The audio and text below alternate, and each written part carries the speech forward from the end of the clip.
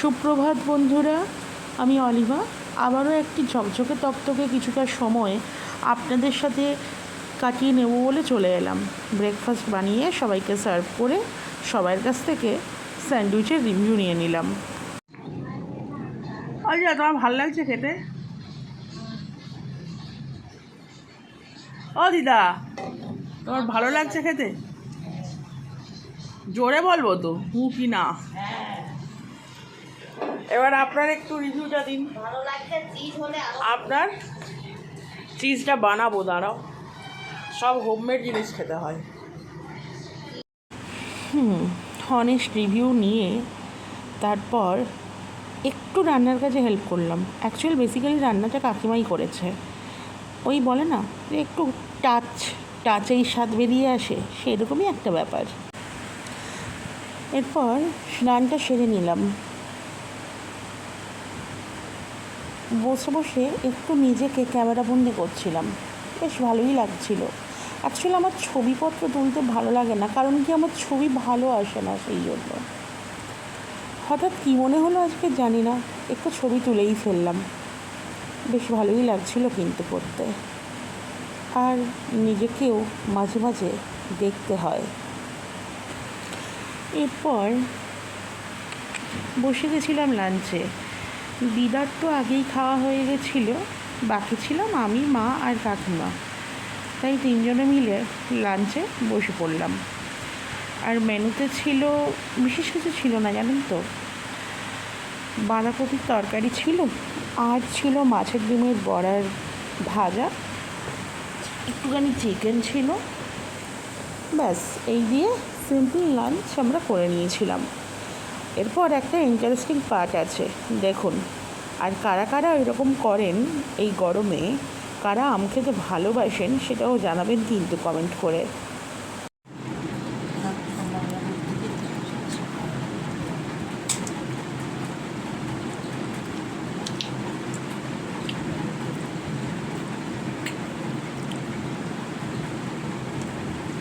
একটু জিরা আছে। তোমাদেরকে যদি আম খাওয়ার প্রতিযোগিতায় বসানো হয়, তোমরা ক কিলো করে আম খাবো?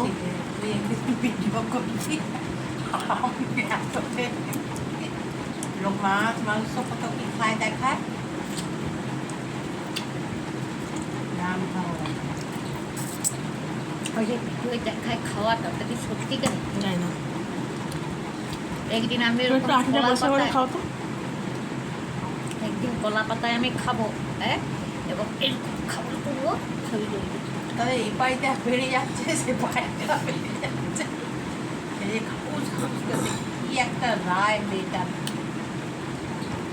সে ঘুট ঘুট করে খায়।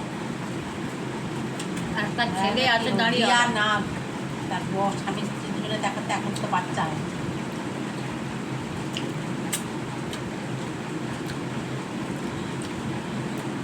একটা ছেলে দেখায়, আরে আঠিটায় আর কিছু নেই, এখনো খাটের তলাতে আম পড়ে আছে, এনে দরকার হলে কেটে খাও। ওই আঠিটায় আর কিছু নেই।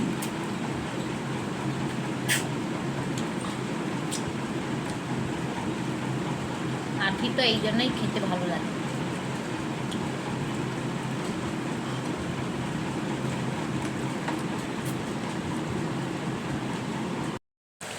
লাঞ্চ ছেড়ে উঠে দেখি ঘড়িতে বাজে 2টো। তাই এবার একটু ভাত ঘুম দেবো বলে উপরে যাচ্ছি। স্নান করানো হয়েছিল, দিয়ে ভাত খেয়ে উনি ওপরে এসে ফ্যানের সোজা বসে আমার বিছানা যাতে গাটা পুছে নিয়ে যাচ্ছে। গাটা ওর এমনি শুকনোই হয়ে গেছে, তাও ওর একটা রাগ দেখিয়ে নিল একটু ওইভাবে। দেখুন দেখুন এর অবস্থা। আমি ফোন ঘাঁটছি, আর ও আমার বালিশ আর খাটের মাঝখানের ওইটুকুনি অংশের মধ্যে মুখ গুলে ঘুম দিচ্ছে। বিকেলবেলায় মেঘলা ওয়েদার ছিল, আর আমি একটু আমাদের বাড়ির সামনেটায় বেরিয়েছিলাম। দেখলাম গাছে ভর্তি পেয়ারা হয়েছে। কারা কারা পেয়ারা খেতে ভালোবাসো গো তো? সন্ধেবেলায় ও এটা আমার দাদু, ওই যে চেয়ারে যাদেরকে দেখলি, আমার দাদু আর কাকু। আর ওই যে টেবিলে উনি হচ্ছেন আমার মামার বাড়ির দাদু। আর ওই যে আমার মা বসে ফোন দেখছে, লারা বসে আছে চুপচাপ টেবিলের তলায়, আর আমিও বসে একটু ওই কাজপত্র সেরে নিচ্ছিলাম সন্ধ্যাবেলায়। সময় চলিয়া যায় নদীর স্রোতের প্রায়, বেগ ধায় নাহি রহে স্থির। জীবন চলিয়া যায় কালের নিয়মে হায়, রবে না তাহা চিরস্থির। তাহার মাঝে থাকতে হবে কৃতকর্মতে অস্থির। হ্যাঁ বন্ধুরা, সময়ের সাথে সাথে আমাদের জীবনও না বেয়ে চলেছে। আমরা জানি না কোথায় গিয়ে জীবনটা দাঁড়াবে, কোথায় গিয়ে জীবনের এই যুদ্ধটা শেষ হবে। তাই বলছি, সময়ের সাথে সাথে যেভাবে জীবনটা এগিয়ে চলেছে সেভাবে এগোক। ভবিষ্যতের কথা না ভেবে আমরা চলুন সবাই মিলে বর্তমানটাকে হৈ হৈ করে কাটাই। ভালো থাকুন, সুস্থ থাকুন, আর আমার চ্যানেলটি অবশ্যই সাবস্ক্রাইব করে লাইক এবং কমেন্ট করে জানাবেন কেমন লাগে আমার দোষ ত্রুটি সব কিছু।